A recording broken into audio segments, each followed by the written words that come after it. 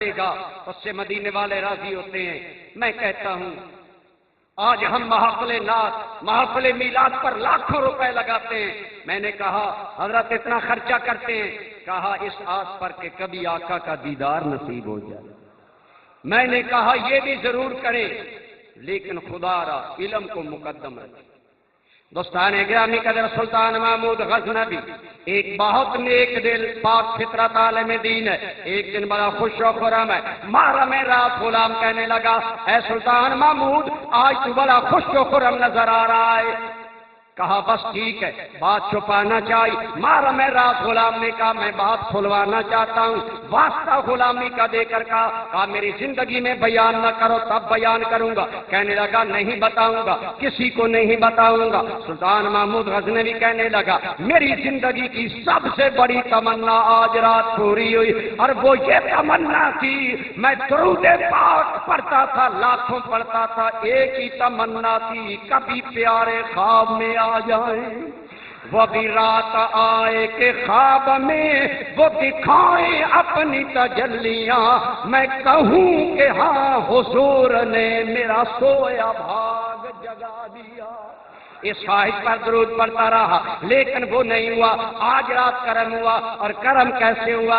ایک دین کا طالب علم بے چین پریشان میں نے دیکھا۔ میں نے کہا بیٹا تیری بے چینی کی وجہ کیا ہے؟ کہنے لگا سلطان محمود میں غریب باپ کا بیٹا ہوں، دین کا طالب علم ہوں، پریشان ہوں کہ لائٹ نہیں ہے، تو جب اپنے محل میں جائے گا یہ لائٹ اندر چلی جائے گی، میں جلدی جلدی سبق یاد کر رہا ہوں۔ سلطان محمود نے کہا یہ شمع طالب علم کے حوالے کرو، جب سبق یاد کر لے پھر بجھا دینا۔ سلطان محمود کہتا ہے وہ شمع طالب علم کو دے کر میں اندر گیا، سویا بھاگ جاگا لجپالا کا خواب میں آ گئے۔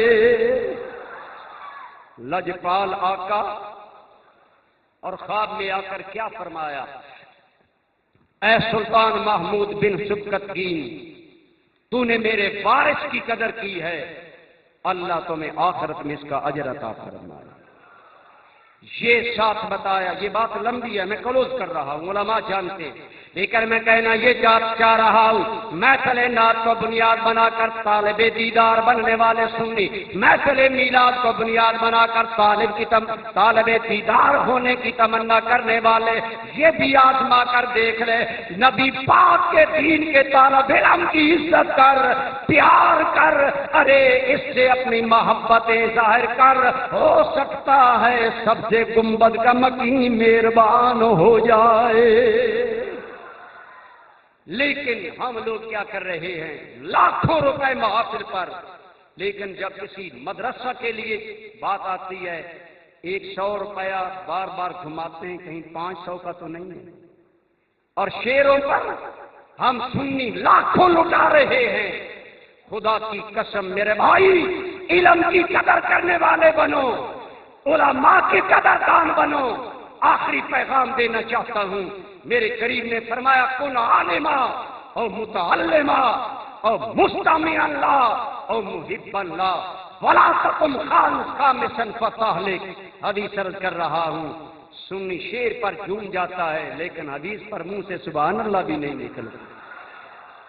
ہمارا کوئی قصور نہیں ہے، ہم نے خود قوم کو اس روش پر ڈالا ہے۔ خدا کی قسم میرا دل خون کے آنسو روتا ہے جب علمی مراکز میں علماء سننے والے ہوتے ہیں جو حالات سنانے والے ہوتے ہیں، علماء سننے والے جو حالات سنانے والے، جاہل نقیب محفل، جاہل خطیب محفل تمہیں جہالت کے سوا کیا دے گا؟ وائے ناکامی متائے کارواں جاتا رہا، کارواں کے دل سے احساس زیان جاتا رہا۔ آج سنی علم کی قدر سے بے خبر ہے، لوگوں نے علماء کی قدر کی اور اپنے علماء کو کابینہ تک پہنچایا کہ نہیں پہنچایا؟ حکومت بنانے کی وہ سوچ رہے ہیں، وزارت عظمیٰ کی درخواست دے رہے ہیں، لوگوں نے علماء کو پارلیمنٹ تک پہنچایا، سنی نے علماء کو مسلوں پر رسوا کیا، ذلیل کیا۔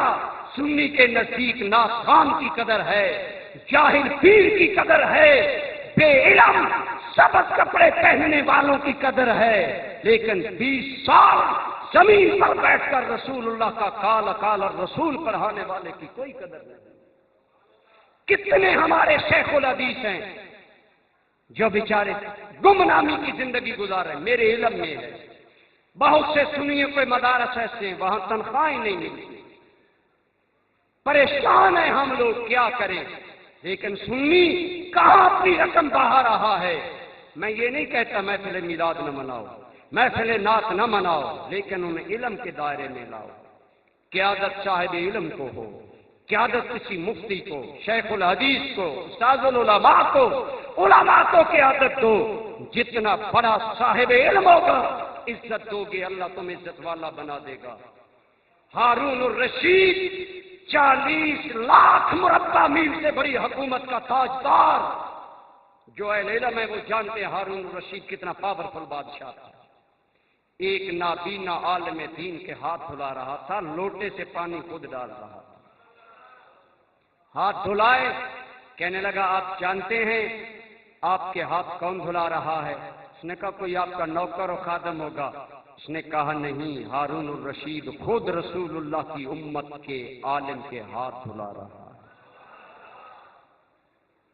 وہ عالم کہنے لگے خلیفۃ المسلمین، یہ عزت، کہنے لگے یہ عزت تیری ذات کی نہیں، اس علم کی ہے جو اللہ نے آپ کے سینے میں رکھا ہے، اس علم کی عزت ہے جو اللہ نے آپ کے سینے میں رکھا۔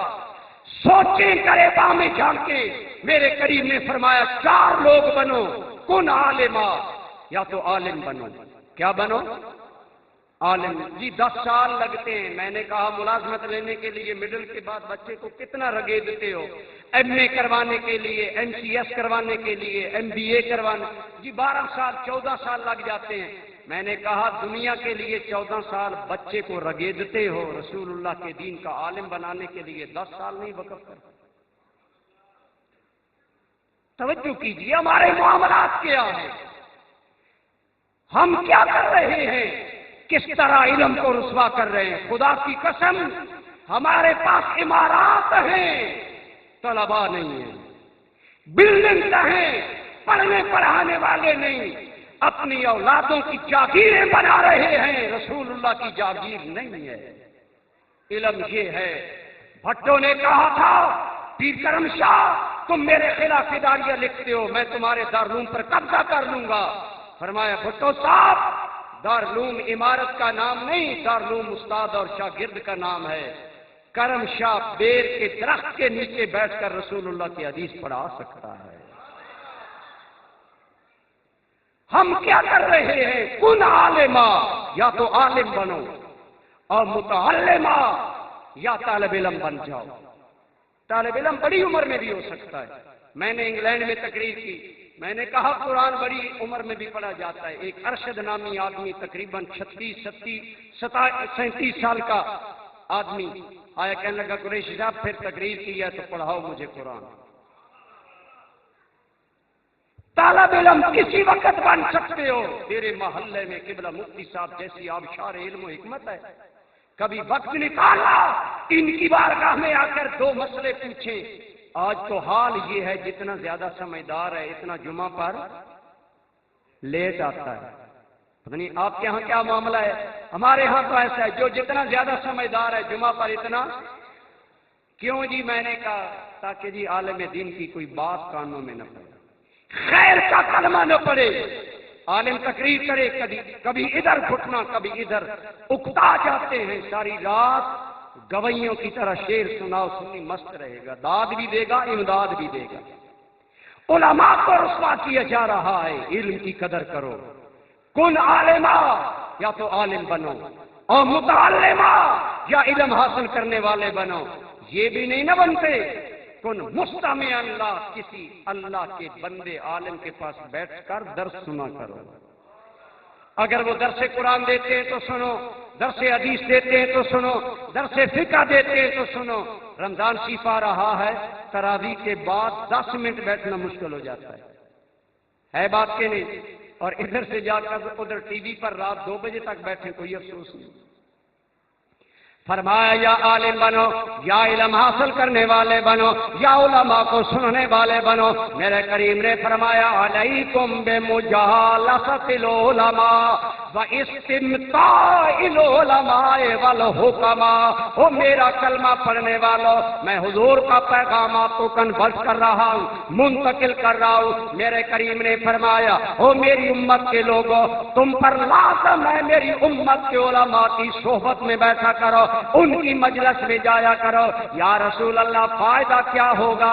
فرمایا ان کی ماقل میں جاؤ گے فَإِنَّ اللَّهَ يُحْيِي بِهَا الْقُلُوبَ كَمَا يُحْيِي الْأَرْضَ الْمَيْتَةَ بِالْمَطَرِ، او کما قال علیہ السلام، فرمایا جیسے زمین مر جائے اللہ بارش دے کر زمین زندہ کرتا ہے، اگر علماء کی صحبت میں جاؤ گے رب تمہارے مردہ دل زندہ کر دے گا۔